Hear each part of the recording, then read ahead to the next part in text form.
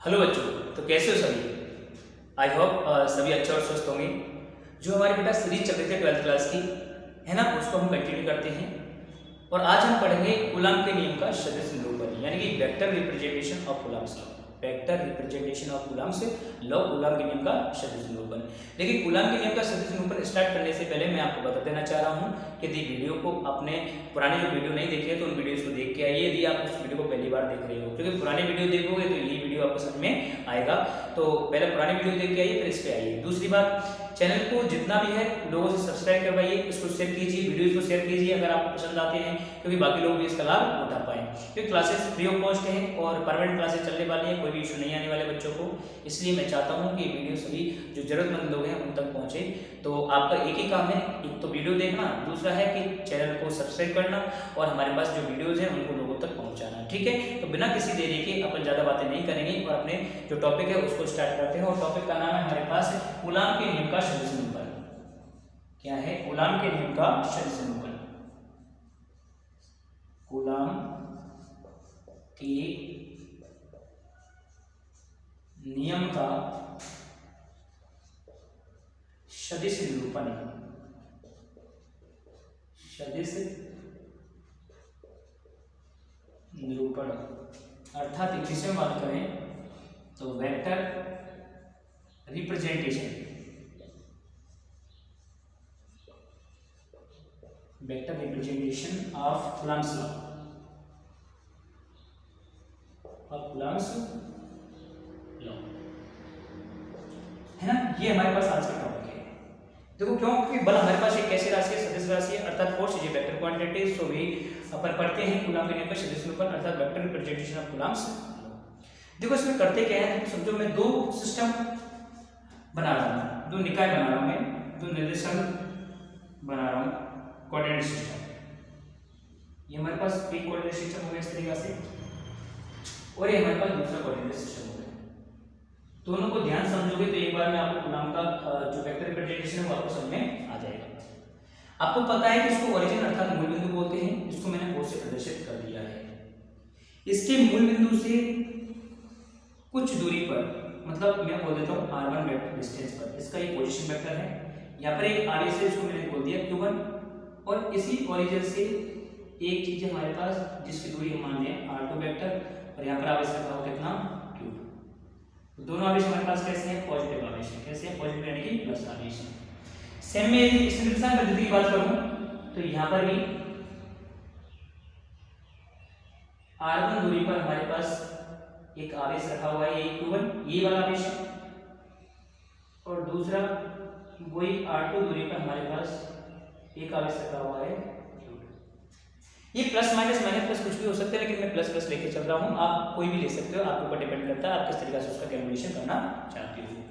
मैं बोल रहा हूँ सर जब दोनों एक आवेश एक निकाय का निर्माण कर रहे हैं, अर्थात दोनों आवेश एक सिस्टम का फॉर्मेशन कर रहे हैं, तो इसमें प्रत्येक जो आवेश, चाहे दो आवेश उपस्थित हो सकते हैं, 10 उपस्थित हो सकते हैं, लेकिन प्रत्येक आवेश प्रत्येक दूसरे आवेश के ऊपर आकर्षण या प्रतिकर्षण अर्थात वैद्युत बल क्या लगाता है? आरोपित करता है। यहाँ पर भी सेम ऐसा हुआ है। ये जो ये आवेश है ये इस पर फोर्स लगाएगा और ये आवेश इस पर क्या लगाएगा? फोर्स लगाएगा। इसके अंदर मैं कंसीडर करता हूँ कि ये चार्ज 1 है ना, ये 2 के ऊपर फोर्स लगा रहा है, तो ये भी प्लस है हमारे पास और ये भी प्लस है, तो ये प्लस और ये प्लस है, तो ये इसको क्या करेगा? प्रतिकर्षण, और बल किधर लगेगा? हमारे पास इस दिशा में लगेगा कि लगेगा। इसको मैं नाम देता हूँ कि फोर्स अप्लाई हो रहा है, इस पर 2 पर अप्लाई कर रहा है 1, मतलब force apply on to y1, तो इसको मैंने बोल दिया F1 वेक्टर, 2 पर 1 के कारण लगने वाला बल। सेम ये वाला बल, ये वाला आवेश इस पर बल विरोध करेगा, और ये प्लस है और ये भी हमारे पास क्या है? प्लस। ये इसको इधर की ओर प्रतिकर्षित करेगा कि नहीं करेगा?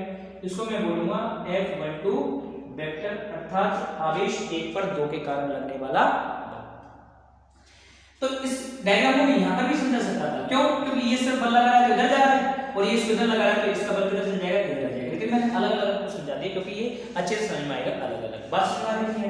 अब आपको पता होना चाहिए कि ये इस पर बल लगा रहा है, तो अकॉर्डिंग टू कूलम्ब्स लॉ, अगर कूलम्ब नियम की बात की जाए तो कूलम्ब नियम ये बोलता है कि यदि इस पर बल लगा रहा है तो इन दोनों के बीच की दूरी होनी चाहिए, और यदि ये इस पर बल लगा रहा है तो इन दोनों के बीच की दूरी होनी चाहिए। ये F21 वेक्टर है तो मैंने इस दूरी को बोल दिया R21 ही बोल दिया, और ये हमारे पास यहाँ से इस पर बल लगा रहा है तो मैंने इसको सिंपली R12 वेक्टर ही बोल दिया। बात आई क्लियर इसमें? अब हम इसको दूरी चाहिए हमारे पास और इसकी भी हमारे पास दूरी चाहिए। अगर मुझे देखो ये 2 पर बल लगा रहा है तो मैं यहाँ पे लिख सकता हूँ कि R2 वेक्टर, इस R2 वेक्टर होगा वो इन दोनों सदिशों के परिमाण के क्या होगा, बराबर होगा, अर्थात R1 vector plus R21 vector. मुझे मान किसका चाहिए, R21 का मान चाहिए। तो देखो R21 वेक्टर इक्वल टू मेरे पास क्या आ जाएगा, R2 वेक्टर माइनस का R1 वेक्टर। तो देखो इसकी इन दोनों आवेशों के बीच की दूरी मिली मुझे, R2 vector minus R1 vector मिली कि नहीं मिली, देखो समझो।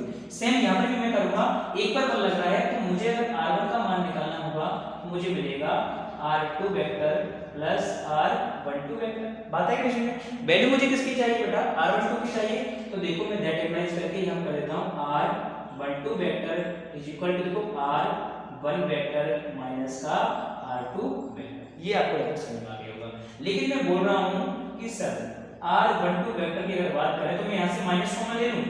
मैंने यहाँ से जैसे माइनस कॉमन लिया तो ये मुझे क्या मिलेगा, माइनस का R होगा कि नहीं होगा, पर ये माइनस का किसका हो जाएगा, प्लस का R2 वेक्टर हो जाएगा। अगर मैं इसको और मॉडिफाई करके लिखना चाहता हूँ तो देखो R12 वेक्टर बराबर, देखो इसको मैं लिख सकता हूँ माइनस और इसको लिख सकता हूँ मैं R2 वेक्टर माइनस का R1 वेक्टर। से कुछ नहीं किया है मैंने, इस R2 को पहले लिख दिया, माइनस करके मैंने R1 को लिख दिया। कैसे भी लिख दो, 2 - 2 लिख दो, या आप उसको लिख दो कि भाई प्लस माइनस 2 माइनस, जैसे मैंने लिख दिया 2 - 3 लिख दिया, तो इसको मैं ऐसे भी लिख सकता हूँ माइनस का 2 प्लस माइनस का 3 प्लस का 2।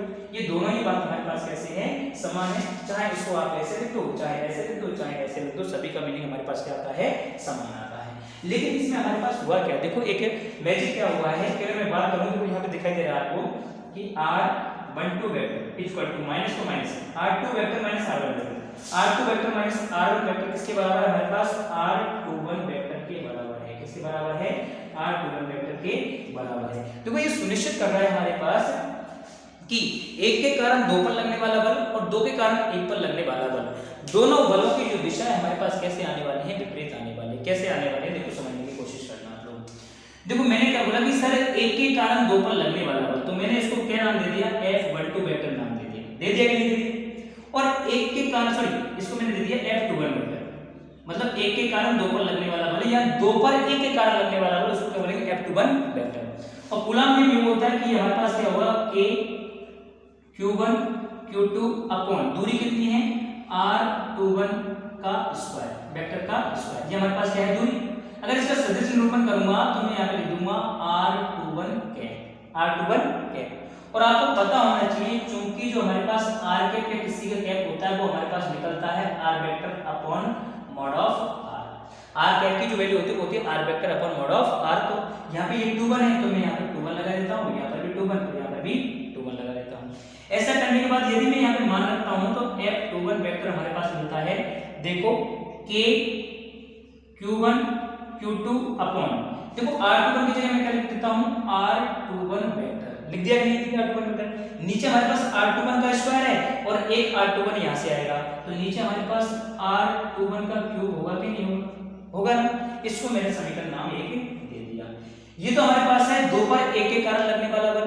इसी प्रकार यदि मैं बात करूं कि आवेश 1 पर 2 के कारण लगने वाला बल, इसी प्रकार, तो इसी प्रकार यदि मैंने लगा दिया तो आवेश 1 पर 2 के कारण लगने वाला बल तो क्या हो जाएगा, सेम K Q1 Q2 बटे R12 क्यूब और यहाँ पे क्या हो जाएगा R12 वेक्टर हो जाएगा। इसको मैंने समीकरण कुछ नहीं दिया नाम, देखो ध्यान से, नहीं दिया ना। अब देखो समझो, चलो एक समीकरण 2 नाम दे दो, मैंने इसको समीकरण 2 नाम दे दिए। आपको देखकर हैरानी होगी कि देखो K Q1 Q2 R21 का क्यूब R12 का क्यूब। अब दूरी यहाँ से यहाँ तक मापो या यहाँ से यहाँ तक मापो, क्या फर्क पड़ता है, दूरी का मान तो चाहे इधर से माप लो चाहे इधर से माप लो, बराबर ही तो होगा, कम ज्यादा थोड़ी हो जाएगा। तो हमने देखा यहाँ पर, देखो हमारे पास R12 के इक्वल टू किसके बराबर मिला, माइनस का R21। तो मैं इस वैल्यू को, देखो इस समीकरण को मैं यहाँ लेके आ रहा हूँ, यहाँ पे आपको दिखाई दे रहा होगा। चलो मैं इसको हटा देता हूँ एक बार, इसको मैं हटा देता हूँ, यहाँ से इतना हटा देता हूँ, ठीक है, और यहाँ पे इसको भी मैंने हटा दिया। देखो इस समीकरण को मैं मॉडिफाई कर रहा हूँ, यहाँ पे मैं क्या लिख रहा हूँ, F12 vector equal to K Q1 Q2 upon R12 cube, और यहाँ पे R12 वेक्टर की जगह क्या लिख देता हूँ मैं, माइनस का R21। बात आ रही है नहीं? अब देखो यहाँ से, यहाँ पर मैं सेपरेट कर देता हूँ, यहाँ पे लिखूंगा F12 वेक्टर बराबर, इस माइनस को आगे ले लूं तो माइनस का K Q1 Q2 upon R12 cube और यहाँ पे मैंने लिख दिया R21 वेक्टर, लिख दिया। देखो अगर देखा जाए तो R12 और R21 यहाँ से दूरी मापे, यहाँ से दूरी मापो, बात बराबर है, तो मतलब इसका और इसका मान हमारे पास बराबर है। K Q1 Q2 हमारे पास बराबर है, R21 इसकी डायरेक्शन, R21 इसकी डायरेक्शन, यहाँ पे माइनस लगा हुआ है। अगर मैं यहाँ पे देखना चाहूँ तो देखो क्या मिलेगा, F12 vector equal to minus का तो माइनस है, इसका परिमाण और इसका परिमाण बराबर ही है, तो मैं यहाँ पे लिख देता हूँ F21 वेक्टर। क्या लिख देता हूँ, F21 वेक्टर।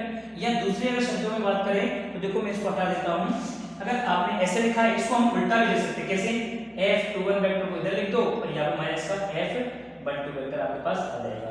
तो चाहे तो आप इसको लिख दो, चाहे आप इसको लिख दो। इससे ये पता लगता है कि आवेश 1 पर 2 के कारण लगने वाला बल और आवेश 2 पर 1 के कारण लगने वाला बल। दोबारा सुनो, आवेश 1 पर 2 के कारण लगने वाला बल या आवेश 2 पर 1 के कारण लगने वाले बल, दोनों के परिमाण तो हमारे पास कैसे हैं, समान है, लेकिन ये माइनस जो चिन्ह है ये प्रदर्शित करता है कि दोनों की दिशा हमारे पास कैसी है, विपरीत है। बात आई कि नहीं है इसमें? तो इस तरीका से हमने पढ़ लिया है कूलाम के नियम का सदिश निरूपण। आई कि नहीं है इसमें? ये कूलाम के नियम का सदिश निरूपण हमारे पास कंप्लीट हो चुका है। क्लियर? अब देखो समझो, अब इसके अगर आपको नोट्स चाहिए तो इसके नोट्स हमारे पास मिलेंगे, हमारे पास गूगल जो हमारे पास एप्लीकेशन है हमारे पास टैलेंट क्लासेस का, वो एप्लीकेशन अभी थोड़े दिन बाद लाइव हो जाएगा और मैं आपको बता दूंगा कि इस एप्लीकेशन को आप अपने फोन में डाउनलोड कर लो गूगल प्ले स्टोर से और वहां पर जाके आपको इस पूरे चैप्टर की पीडीएफ मिल जाएगी। इवन जितने भी मैं सारे लेक्चर लूंगा सभी की आपको जिस चैप्टर खत्म हुआ, जो टॉपिक आपको खत्म हुआ उसकी पीडीएफ आपको तुरंत मिल जाएगी और वो अच्छी पीडीएफ होगी, उसके अंदर अच्छे नोट्स हैं, उनको आप डाउनलोड कर सकते हो, डाउनलोड कर सकते हो करके उसका प्रिंट आउट निकाल के आप खुद पढ़ सकते हो। तो आपको कहीं जाने की जरूरत नहीं है, आप फ्री ऑफ कॉस्ट क्लासेस यहाँ पे लीजिए। ऑफलाइन बैचेस के जो बच्चे हैं वो ऑफलाइन भी पढ़िए और ऑनलाइन भी पढ़िए। यदि उनको कोई प्रॉब्लम आती है तो आप पर्सनली आप आके क्वेश्चन पूछिए, ठीक है। ये आपका कूलाम नियम हुआ, कूलाम के नियम का सदिश निरूपण हुआ। अब हमारे पास एक क्वेश्चन बनता है कि सर क्या कूलाम का नियम हमारे पास न्यूटन की जो गति का जो नियम था, तृतीय नियम, थर्ड ऑफ न्यूटन्स मोशन, उसको क्या फॉलो करता है क्या? मैं बोलता हूँ सर बिल्कुल करता है। क्यों? क्योंकि न्यूटन की जो तृतीय नियम था वो हमारे पास बोलता है कि वो क्रिया प्रतिक्रिया का नियम था, अर्थात प्रत्येक वस्तु प्रत्येक दूसरी वस्तु पर समान परिमाण तथा विपरीत प्रकृति अर्थात विपरीत दिशा में बल अर्पित करती है। यहाँ पर भी तो यही हो रहा है कि एक आवेश दूसरे आवेश के ऊपर बल तो अर्पित करता है, उसका परिमाण भी समान है, लेकिन हमारे पास उसकी दिशा कैसी है, विपरीत है। अर्थात न्यूटन का जो सदिश निरूपण है अर्थात कूलाम जो लो है जो कूलाम का हमारे पास सदिश निरूपण है अर्थात कूलाम का जो नियम है वो न्यूटन की गति के तृतीय नियम की क्या करता है, पालना करता है। तो ये इसका क्या होगा, सही आंसर होगा। मैं एक न्यूमेरिकल करा देता हूँ, फिर इस टॉपिक को क्लोज करते हैं। देखो समझो,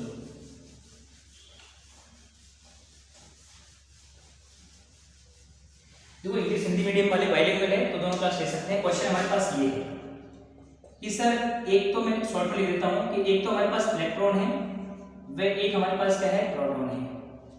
ये परस्पर 1.6 मीटर की दूरी पर रखे, तो हमको निकालना है एक तो वैद्युत बल का परिमाण, वैद्युत बल, दूसरा हमको निकालना है इसकी दिशा और तीसरा हमको निकालना है इसका वैद्युत बल हो गया, दिशा हो गई और तीसरा निकालना हमको प्रकृति। क्या निकालना है, प्रकृति, है ना। तो आपको पता होना चाहिए कि देखो इलेक्ट्रॉन पर जो आवेश होता है वो होता है माइनस का 1.6 × 10⁻⁻⁻19 कूलम, ठीक। और प्रोटॉन पर जो चार्ज होता है वो होता है प्लस का 1.6 × 10⁻⁻19 कूलम। बात है क्लियर। इनका जो मास होता है, इलेक्ट्रॉन का जो मास होता है, मास ऑफ इलेक्ट्रॉन होता है 9.8, द्रव्यमान होता है इलेक्ट्रॉन का × 10⁻31 kg और मास ऑफ जो प्रोटॉन होता है वो होता है 1.67 × 10⁻⁻27 kg। ये सारी टेक्नोलॉजी जो आपको याद रखनी है। इलेक्ट्रॉन पर आवेश इतना होता है, प्रोटॉन पर आवेश इतना होता है, इलेक्ट्रॉन का द्रव्यमान इतना होता है, प्रोटॉन का द्रव्यमान इतना होता है। तो मैंने क्या बोला कि सर एक प्रोटॉन है और एक इलेक्ट्रॉन है, दोनों परस्पर कुछ दूरी पर रखेंगे। इलेक्ट्रॉन रखा हुआ है, ये प्रोटॉन रखा हुआ है और ये 1.6 मीटर की दूरी पर रखे हुए हैं। तो इनके मध्य हमारे पास लगने वाले वैद्युत बल का परिमाण निकालना है, दिशा निकालनी है और उसकी प्रकृति निकालनी है। तो आप बोलोगे सर हमको पता है कि F इक्वल टू क्या होता है, बोलो K Q1, तो Q1 की जगह चार्ज ऑन इलेक्ट्रॉन, Q2 की जगह Q2 की जगह P मतलब चार्ज ऑन प्रोटॉन और आपको हमारे पास क्या मिलेगा, R²। सिंपल भाषा में बात करें तो मान वैल्यू होते हैं, K की वैल्यू होती है 9 × 10⁻9। इलेक्ट्रॉन का आवेश कितना होता है 1.6 गुणा 10⁻⁻19। देखो हम इससे विद्युत के अंतर्गत माइनस प्लस चार्ज को सिर्फ प्रकृति प्रदर्शित करने के लिए अर्थात ये देखने के लिए कि उनके मध्य आकर्षण बल लगेगा या प्रतिकर्षण बल लगेगा उसके लिए उपयोग में लेंगे। परिमाण के अंदर प्लस माइनस को अपन नहीं लिखेंगे। देखो Q2 का मान कितना है 1.6 गुणा 10⁻⁻19 बटे हमारे पास अपॉन 1.6 का कितना हो जाएगा स्क्वायर। तो अगर नॉर्मल देखें तो हमारे पास देखो 1.6 की कैंसिल आउट होगा कि नहीं होगा। अगर नॉर्मली बात करूं तो 9 गुणा देखो 10⁻⁻19 इसको अगर बोलूं तो देखो +9 और -19 माइनस का 10 बचेगा और माइनस का 10 और माइनस का 19 माइनस का 29 होंगे ना तो 10 की पावर माइनस का 29 और फोर्स की जो मात्रक होता है यूनिट होती है वो क्या होती है न्यूटन। अब बोलेंगे सर इसकी प्रकृति क्या है हमारे पास। तो देखो प्रकृति तो प्रकृति तो आपको पता है कि एक हमारे पास कैसा है प्लस है, एक हमारे पास कैसा है माइनस है। ये विजातीय आवेश है। यदि आवेशों की प्रकृति समान हो तो उनके मध्य लगता है आकर्षण बल। क्या लगता है आकर्षण बल यानी कि अट्रैक्शन नेचर होगा। कैसा नेचर होगा अट्रैक्शन। अब बोलो बल की दिशा अगर मैं बोलूंगा कि सर इलेक्ट्रॉन प्रोटॉन पर बल लगाएगा तो उसकी दिशा इधर होगी, अगर प्रोटॉन इलेक्ट्रॉन पर बल लगाएगा तो उसकी दिशा इधर होगी। दोनों के कारण हमारे पास दिशा कैसे होगी बराबर होगी। बराबर कैसे मतलब यदि देखो इलेक्ट्रॉन माइनस है, यदि मैं बोलूंगा कि इलेक्ट्रॉन इस पर कैसा बल लगाएगा इसकी डायरेक्शन किधर होगी तो मैं बोलूंगा प्लस से माइनस की ओर होगी। किधर होगी प्लस से माइनस। और मैं बोलूंगा प्रोटॉन इलेक्ट्रॉन कैसा बल लगाता है तो मैं बोलूंगा ये अपनी ओर इसको क्या करेगा आकर्षित करेगा, क्योंकि जब अलग अलग आवेश हैं तो वो एक दूसरे को अपनी ओर क्या करते हैं आकर्षित करेंगे। अर्थात जब वो एक दूसरे के ऊपर बल आरोपित करते हैं तो ये तो इसको इधर खींचेगा ये इसको इधर खींचेगा। अर्थात दोनों के कारण हमारे पास दिशा एक दूसरे पर अलग अलग प्राप्त होगी। इस प्रकार आपका ये बन गया है न्यूमेरिकल। आई कि में स्टार्टिंग में हमने इंट्रोडक्शन पढ़ा था बहुत इलेक्ट्रोमैग्नेटिज्म क्या होता है, विद्युत क्या होता है ना, प्रतिविद्युत क्या होता है। फिर हमने पढ़ा था आवेश के बारे में, आवेश क्या है, आवेश के गुणधर्म क्या होते हैं, आवेश का क्वांटीकरण क्या होता है हमारे पास। आवेश के क्वांटीकरण में मैं आपको न्यूमेरिकल कर पाऊंगा क्योंकि एक नंबर का 1 मार्क्स का न्यूमेरिकल बनता है आपके पास आवेश के क्वांटीकरण अर्थात Q बराबर प्लस माइनस na के ऊपर। फिर हमने पढ़ा कूलाम का नियम क्या होता है। कूलाम के नियम से हमने विद्युत चुंबकीय बल का या विद्युत बल का हमने मैग्नीट्यूड यानी परिमाण निकाला था।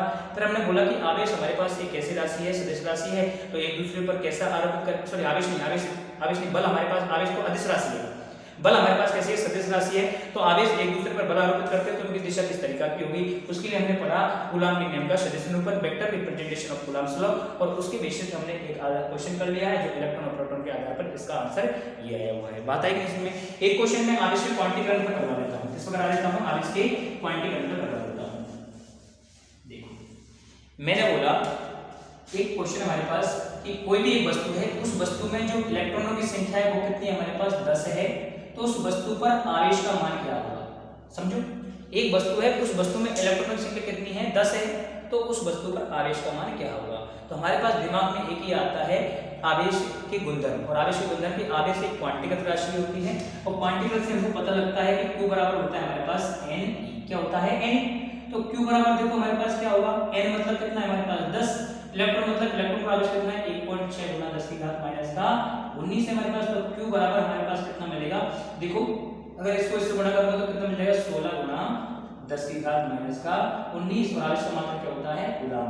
तो जिस वस्तु पर इलेक्ट्रॉन की संख्या हमारे पास 10 है उस पर आवेश की मात्रा होगी 16 गुणा 10⁻⁻19 कूलाम। तो ये आवेश का क्वांटीकरण हमारे पास क्वेश्चन पूछा जाता है 1 मार्क्स का है जो 3 का नंबर आपको मिल जाएगा एकेडमिक्स के अंतर्गत। आई होप आपको कूलाम नियम समझ में आया होगा, कूलाम का सदिश निरूपण आपको समझ में आएगा और अब तक जितनी भी सारी क्लास हुई है उनको सभी को समझ में आएगा। यदि समझ में नहीं आया है तो एक बार वापस जाइए और दोबारा से इन वीडियो लेक्चर को आप रिवाइज कीजिए। आई होप आप सभी को समझ में आएगा। यदि उसके बावजूद भी आपको समझ में नहीं आया तो आप मुझे डायरेक्ट फोन कीजिए, फोन करके मेरे से पूछिए कि सर मुझे ये प्रॉब्लम है, इस तरीके से मुझे समझ में नहीं आ रहा है, या तो आप पढ़ाई के अंदर कुछ प्रॉब्लम कर रहे हो तो मैं बताऊंगा आपको किस तरीके से पढ़ना है। बात आ रही है इसमें, जब तक के लिए वेट कीजिए, नेक्स्ट वीडियो आएगा और चैनल को आप सब्सक्राइब कीजिए अगर आपने सब्सक्राइब नहीं किया है और लोगों तक इसको शेयर कीजिए। Thank you so much. जय हिंद, जय भारत।